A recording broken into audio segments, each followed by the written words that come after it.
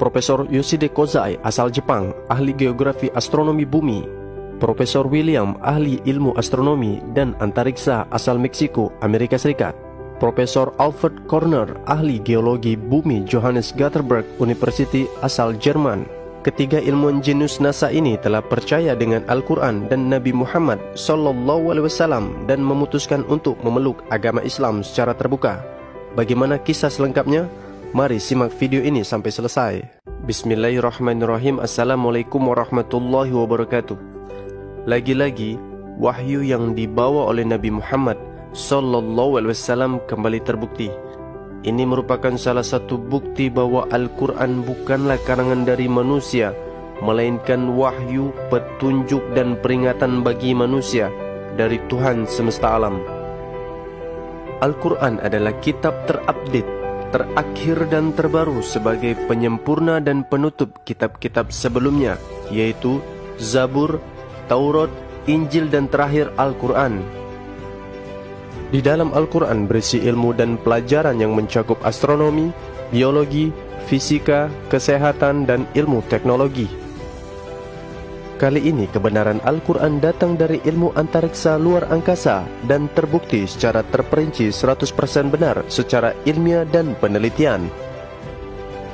Salah satu penyumbang dana terbesar di NASA atau National Aeronautic and Space Administration ternyata berasal dari Arab Saudi untuk pengembangan program luar angkasa Amerika Serikat dan penelitian umum luar angkasa jangka panjang. Sebagai rasa terima kasih NASA kepada Arab Saudi atau umat muslim sebagai donatur pemberi dana terbesar pengembangan NASA, yaitu NASA mengikut sertakan Pangeran Sultan bin Salman, putra dari Raja Arab Saudi, Raja Salman bin Abdul Aziz As Saud, untuk ikut terbang mengorbit bumi tepatnya pada tahun 1985 menggunakan pesawat ulang-aling Discovery milik NASA yang diterbangkan dari Kennedy Space Center, Florida, Amerika Serikat. Ada hal yang menarik sepanjang perjalanan karir NASA selama penelitian di luar angkasa, yaitu mereka takjub dengan pemandangan aurora ketika di zoom ribuan kali dengan kamera luar angkasa super canggih yang bernama Darkers. Dari penelitian dan pengamatan panjang tersebut, akhirnya ilmuwan NASA mendapat informasi dan kesimpulan bahwa bumi ini dahulunya menyatu dengan langit dan terpisah akibat adanya ledakan Big Bang atau supernova atau rosnova. Salah satu ilmuwan ahli NASA sekaligus kepala penelitian eksperimen planet yang bernama Karner mengatakan bahwa kehidupan manusia di planet diawali dengan turunnya air. Maka setiap planet yang dituruni air, maka akan ada kehidupan di dalamnya, ungkapnya. Maka dari itu NASA yang dipimpin ilmuwan bernama Karner berambisi meneliti dan menjelajah planet-planet untuk mencari tahu apakah di sana terdapat air, karena air adalah cikal bakal kehidupan, ungkapnya. Ternyata sistem dan hal ini telah disampaikan oleh Nabi Muhammad SAW 1400 tahun yang lalu melalui Al-Quran secara terperinci dan 100% benar. Nabi Muhammad SAW diperlihatkan dan diberitahu oleh Tuhan semesta alam melalui Al-Quran, yaitu surat Al-Anbiya ayat ke-30. أَوَلَمْ يَرَ الَّذِينَ كَفَرُوا أَنَّ السَّمَاوَاتِ وَالْأَرْضَ كَانَتَا رَتْقًا فَفَتَقْنَاهُمَا وَجَعَلْنَا مِنَ الْمَاءِ كُلَّ شَيْءٍ حَيٍّ أَفَلَا يُؤْمِنُونَ. Yang artinya, dan apakah orang-orang kafir tidak mengetahui bahwasanya langit dan unsur-unsur pembentuk materi bumi itu keduanya dahulu adalah satu yang padu. Kemudian kami pisahkan antara keduanya, dan dari air kami jadikan segala sesuatu yang hidup. Maka mengapakah mereka tidak juga beriman?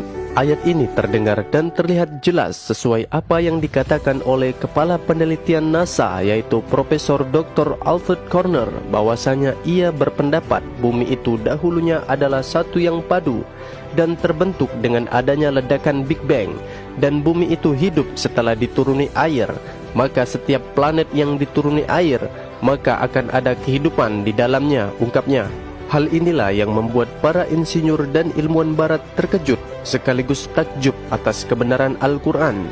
Bagaimana mungkin seorang laki-laki bernama Muhammad yang hidup 1400 tahun yang lalu mengetahui sistem antariksa luar angkasa secara tepat dan 100% benar?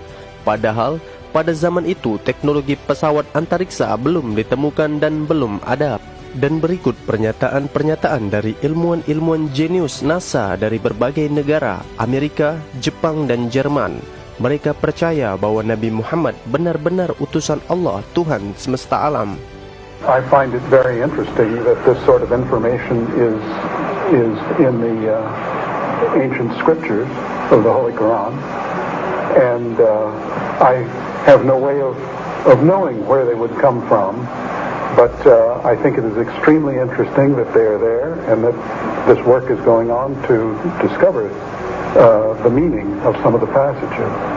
Well, I would think it must be the divine being. Actually, I'm very much impressed by finding true astronomical facts in Quran. And for us, we modern astronomers have been studying very small fields of the universe. We concentrated our efforts for understanding of very small parts, because by using telescope we can see only a very few parts of the sky without thinking whole the universe.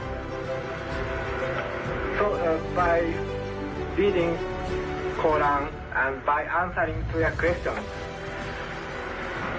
I think I can find my future way for investigation of the universe. Thinking of many of these questions and thinking where Muhammad came from, he was after all a Bedouin. I think it is almost impossible that he could have known about things like the common origin of the universe, because scientists have only found out within the last few years, with very complicated and advanced technological methods, that this is the case.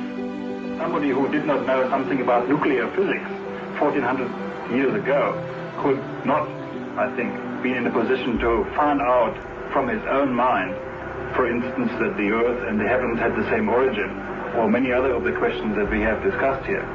Dan pada akhirnya ilmuwan-ilmuwan ini akhirnya memeluk Islam, dan mereka harus kehilangan jabatan mereka sebagai kepala penelitian di NASA, dan negara barat berusaha menutupi berita ini dan menutupi berita kebenaran Islam.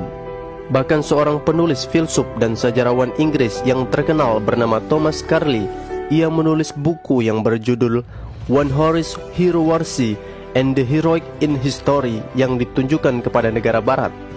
Betapa menakjubkan seorang manusia sendirian dapat mengubah suku-suku yang saling berperang dan kaum nomaden atau Baduy menjadi sebuah bangsa yang paling maju peradabannya hanya dalam waktu kurang dari 2 dekade.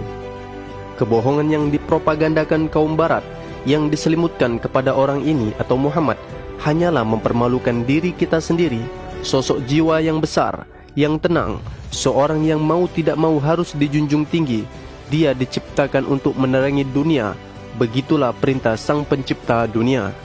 Di antara aib terbesar hari ini ialah bahwa masih ada saja orang yang mengatakan bahwa Islam adalah agama bohong dan Muhammad adalah penipu. Begitulah isi dari pernyataan buku yang ditulis oleh Thomas Carlyle yang laris manis di pasaran, yang menyatakan bahwa betapa bodohnya negara barat yang masih belum percaya Islam, padahal sudah banyak pembuktian sains dan teknologi bahwa Muhammad benar-benar nabi terakhir pembawa berita dari langit.